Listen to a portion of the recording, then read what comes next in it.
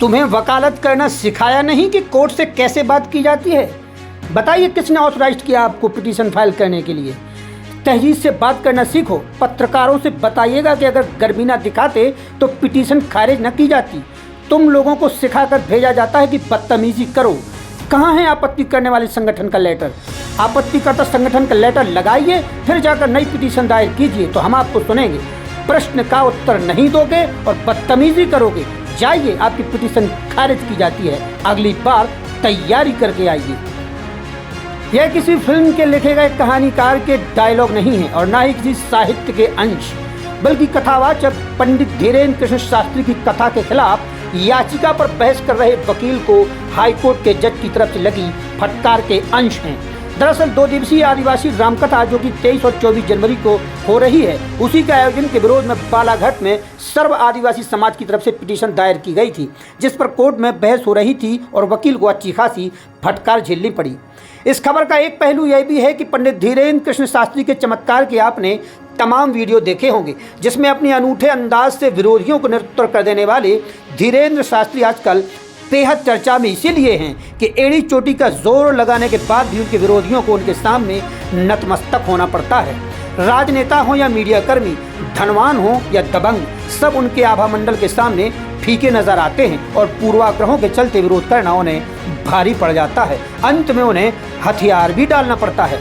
लेकिन इतनी व्यापक उपलब्धियों के बावजूद भी आजकल धीरेन्द्र कृष्ण शास्त्री जहां भी जाते हैं नया विवाद जन्म ले लेता है। लेकिन किस्मत के धनी और अपने आप पर भगवान बालाजी सरकार यानी कि हनुमान जी की छत्र छाया में खुद को सुरक्षित महसूस कर रहे धीरेन्द्र कृष्ण शास्त्री के विरोधी उनका कुछ नहीं बिगाड़ पा रहे और उनके सामने उन्हें चारों खाने चित होना पड़ता है। हाल ही में पटना में आरजेडी सरकार को पटखनी देकर व्यापक जन समर्थन के साथ धीरेन्द्र शास्त्री ने वहां अपना डंका बजाया था, लेकिन अगली ही यात्रा उनका फिर से विवादों के लिए इंतजार कर रही थी।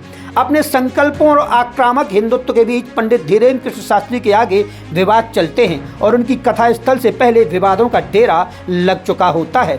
और ऐसा ही 2 दिवसीय आदिवासी रामकथा के लिए बालाघाट पहुंचे धीरेन्द्र कृष्ण शास्त्री के खिलाफ वहां के सर्व आदि समाज ने कथा के आयोजन को लेकर रोड़ा अटकाना चाहा, लेकिन वो सफल नहीं हुए। दरअसल मामला यह है कि बालाघाट जिले के परसवाड़ा में आयोजित होने वाले धीरेन्द्र शास्त्री की कथा को लेकर हाईकोर्ट में याचिका दायर की गई थी, जिसमें आदिवासी इलाके में कथा पर रोक लगाने के संबंध में कहा गया कि यहाँ पर बड़ादेव नामक स्थान है और कथा के आयोजन से वहाँ की गरिमा नष्ट होगी। हालांकि याचिकाकर्ता वकील जज के उस सवाल का जवाब नहीं दे पाए, जिसमें उन्होंने कहा था कि आखिर ऐसी कौन सी मान्यताएं हैं जिससे कथा के आयोजन से उस स्थान की गरिमा नष्ट होगी। दरअसल याचिकाकर्ता के वकील GS उइके की अधूरी तैयारी के साथ ही पिटीशन दायर करने पर जज ने उनको फटकार लगाई, लेकिन वह पंडित धीरेन्द्र शास्त्री के खिलाफ याचिका पर हाई कोर्ट के जज से ही बहस कर बैठे और जज महोदय ने उनके द्वारा की गई बदतमीजी पर, कोर्ट की अवमानना पर जेल भेज देने तक की बात कह दी। बता दें कि सर्व आदिवासी समाज के कोषाध्यक्ष हेमलाल धुर्वे ने याचिका दायर की थी, लेकिन न्यायाधीश विवेक अग्रवाल की एकल पीठ ने याचिका को खारिज कर दिया। बहरहाल इस खबर के बाद पंडित धीरेन्द्र कृष्ण शास्त्री का आभा मंडल और मजबूत हुआ है। इसके साथ ही उनके विरोधियों के मुंह पर भी करारा तमाचा लगा है, जो बिना किसी कारण उनका विरोध करने पर उतारू हैं। सारी वकालत खत्म हो जाएगी, समझ गए? You should know how to argue in high court. किसने भेजा है आपको? आपको बता रहा हूं, आप समझने को तैयार नहीं है। कॉन्स्टिट्यूशन में प्रावधान है, ये मान्यताओं का उत्तर है। प्लीज कॉन्स्टिट्यूशन को टॉप प्रॉपर्ली आप ये मान्यता, ये आदिवासियों की मान्यता है, कॉन्स्टिट्यूशन में कहां दी है? बताइए। आप सुनने को तैयार है नहीं है, कुछ भी बोले जा रहे हैं। अरे let notices be issued for contempt against the council. शुभ नाम बताइए आपका। बस आपको कंटेम्प्ट का नोटिस जारी कर रहे हैं, उसका जवाब दीजिएगा। आपको हाई कोर्ट में बहस करने का तरीका नहीं मालूम है।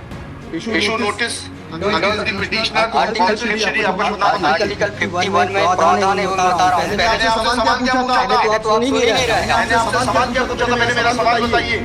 सवाल ये मैं जो पहले मेरा सवाल का उत्तर दीजिए आप। मैं आर्गुमेंट कर रहा हूँ, उसको आप पहले सुने। आर्गुमेंट नहीं सुनेंगे आपका आर्गुमेंट। आप सवाल का उत्तर देंगे जब तक नहीं सुनेंगे। और इस तरीके से अगर आप बहस करेंगे तो कंटेम्प्ट का नोटिस इशू करेंगे, आपको जेल भेजेंगे। सर्व आदिवासी समाज का ऑर्गेनाइजेशन कहाँ है पिटीशन फाइल करने के लिए? तुम लोगों ने ये सोच लिया है कि बदतमीजी करके तुम जो है अपने आप के लिए बहुत बड़ी टीआरपी कलेक्ट कर लोगे। तुम ये भूल जाते हो कि जिस दिन हमने जेल भेज दिया उस दिन सारी वकालत बंद हो जाएगी। You should be sorry. बहरहाल बालाघाट में जो भी हुआ, एक बार फिर उससे पंडित धीरेन्द्र कृष्ण शास्त्री का आभा मंडल मजबूत हुआ है। इसके साथ ही उनके विरोधियों के मुंह पर भी कालिख पुत चुकी है।